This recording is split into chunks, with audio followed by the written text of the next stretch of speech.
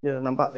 Sampai dia punya itu tingkat atas first floor, dia punya lantai pun sama juga tengok ada banyak lubang. Ini dulu dia simen, mungkin dia dulu dia tiles ajang, dia tiles punya. Lepas tu dia suruh dia punya kontraktor semua itu tiles naik. Tapi jika tiles tak ada masalah, memang tak payah naik punya lah. Tapi ini customer dia suruh naik dia punya tiles. So jadi tengok dia punya itu lantai semua macam ni, lubang, macam ni. So jika macam ni punya condition ada dua cara boleh buat punya. Jika mesti mau pasang SPC, customer pilih SPC, dia mesti mau buat itu leveling kasih dia rata, baru pasang. Jika dia bukan mesti mau guna SPC, kita mungkin recommend dia guna lain satu material panggil atau PL, waterproof laminated. Waterproof laminated macam ni punya lantai boleh tak payah leveling, terus pasang di atas pun boleh juga.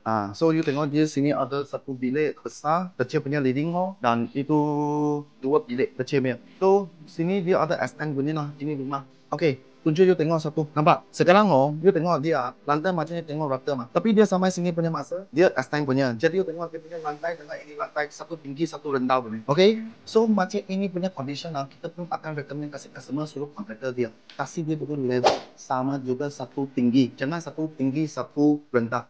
Jika satu tinggi satu rendah, dia pasang punya masa dia papan sebab dia mesti papan yang sama punya lah. Tapi bawah dia kosong. Jadi you pijak lama kosong, ini papan pun sama juga ada masalah punya. So jadi condition yang penting dulu. So ini rumah dia buat macam ni suka boleh punya. So pertama yang sini, okay dia leveling pasang SPC. Jika tambah leveling dia boleh guna tapi PR.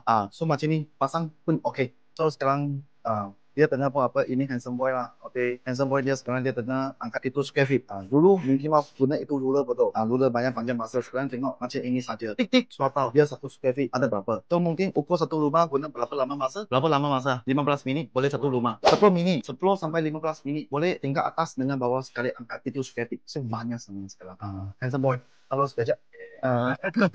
Finally, saya tanya saya punya itu handsome boy. Dia total square feet ada berapa? Dia suruh calculate semua atas dengan bawah dia punya square feet 823 square feet. So, dia pilih WPL. So, pilih WPL, dia langsung tak payah buat itu leveling. Dia terus pasang di atas sudah boleh. So, jadi dia punya harga total ialah 8,000 lebih. Okay? Termasuk tambah lagi dia ada 20 step punya itu tangga. Tangga dia pilih ini Stenos punya tangga. Makna Stenos ialah dia punya itu profile dengan itu lantai yang rata flat punya semua. So, dia sini dia buat itu tangga ada di 4,000. Jadi semua satu rumah siap dia ialah 12,000 macam ini sudah boleh siap semua.